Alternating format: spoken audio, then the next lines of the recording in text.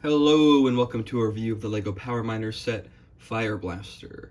Now this is a set that I actually opened on a video, and you can see that video of me building it. I got it sealed from a large LEGO lot. You might see more stuff from that eventually on here. And the first thing I want to note is that this crystal is trans neon green when I think it's supposed to be yellow, which is interesting. I don't know if that's like a documented thing. I know there's like something about that in a older Power Miner set. This is the only one from the 2011 or 2010 wave, I'm not sure which year it was, that has that kind of detail, which is interesting. And this wave of power miners, unlike the first two, which are about drills and getting to the center of the earth, this one is about using water to diffuse the lava guys. I think they're just like lava monsters. And this one actually has a name. His name is Combustix, which is kind of like Combuskin, the Pokemon. And taking a look at him, he looks fantastic. The printing is so stark on his eyes, it looks beautiful. The black creates a good contrast. I like how this is a new piece. And with these guys, they have room in their mouth for a crystal. You just put it in like that. And they actually solve a problem that the original versions of the original rock monsters had, where the printing would fade off over time. And while that still might happen, with this one, the actual head itself has enough of the translucent element, so it's less of an issue. So that's very good. But this one especially is really noteworthy because it's brand new and just looks fantastic. Like, oh my god, it looks beautiful. Handling this for the first time, and just like such good part quality, just is a unique experience. And while I don't think you should buy every set new, every once in a while it's a nice treat. The other character is one of the miners themselves. Does it say on the front who they are? No, it doesn't, so we will never know. They're less interesting. They have a metal getup, which is interesting because I don't think metal really doesn't really deflect fire, but it's a different look. The flat silver on the helmet does stick out because it's rare for me to see the flat silver color looking so new and shiny, but it definitely paints a different picture of this figure where it does look a little more high quality than a used version of such. But it's just interesting that when you look at the colors of the minifigures, the colors are completely different than what was before, which kind of makes it lose a little bit of its core identity. But when we look at the vehicle here, it's about the same, except with blue instead of orange. And I think that actually works pretty well.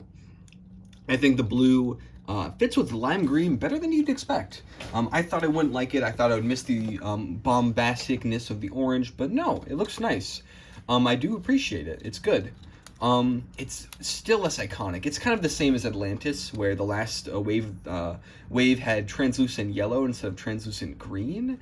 And while that is still a good color combination, it's just not as iconic as the original variation they went with.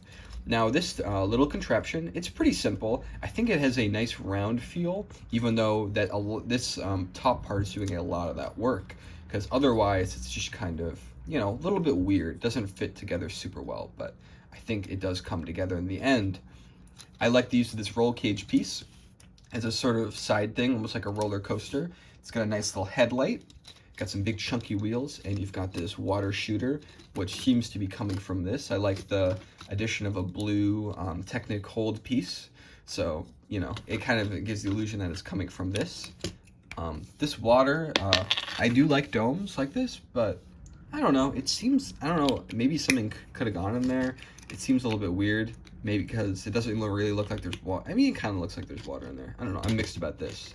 I always love the use of a flame piece in a color besides translucent neon orange, so that's good to see, the nice light blue.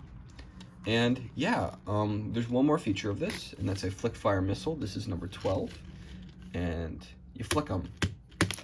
Yeah, you flick them. And I like the dynamite. If I was to say one thing that is missing from this is I kind of wish that the miner had an accessory of some sort. I guess you can consider the dynamite that, but it's not really an accessory. It's part of the launcher. The flick fire missile. I'm so bad at flicking those, but that's okay. Now I am lucky enough to have the packaging for this, so let's take a look. It looks very weird. I think the Power Miners logo was altered for this, giving it a completely different feel. It really feels like doesn't feel like, I don't know, it looks like something completely new that I've never seen before, which maybe is a good idea if they're trying to refresh the theme, but it just looks odd nowadays. I think the posing is also pretty good. I like the little character shots. This side, a little bit of the flames. As we saw before, that's Combustics. Lego Club. This was $10 back in the day, or at least at wherever this was bought. And you can see the features: flick fire, dynamite launcher, cockpit opens. Yeah, not a lot going on in terms of features, but it's okay because it's a small little set. And oh, here's the sticker sheet. There's only 4, which I don't know. It's a decent amount, you know. I'm glad there weren't too many. And let's take a look at the instructions. Now, I think these are printed a little bit dark, to be honest. Like, look at that. Like, it's very vivid and colorful.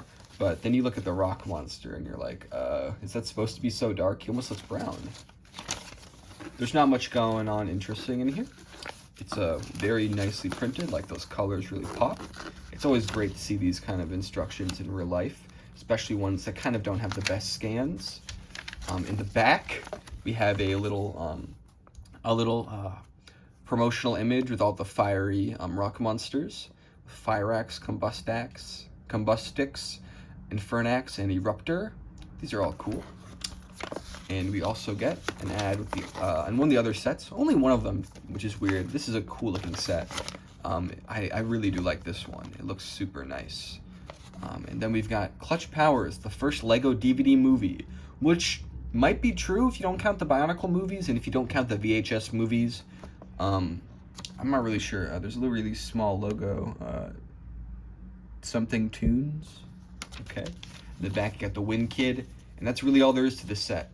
A very simple one, and I feel like most of my enjoyment for it came out of the fact that it was a brand new set, which I do not get to open often, especially an old one.